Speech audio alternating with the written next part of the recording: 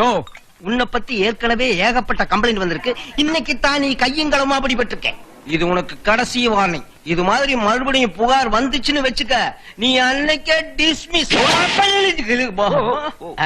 Sir sir, ஏதாவது தப்பு நடந்ததுன்னா என்ன மன்னிச்சிருங்க. ஆமா, நீங்க எங்க வேலை பாக்குறீங்க?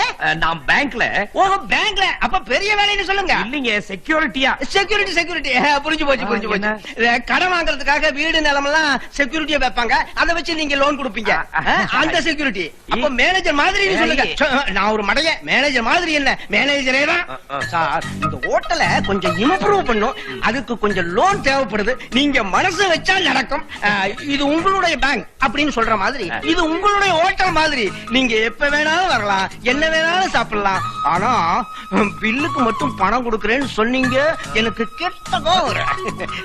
சார், இந்த ஹோட்டல் ரொம்ப நஷ்டத்துல நடக்குது சார். இப்படி இருந்தா அப்படிதான் இருக்கும்.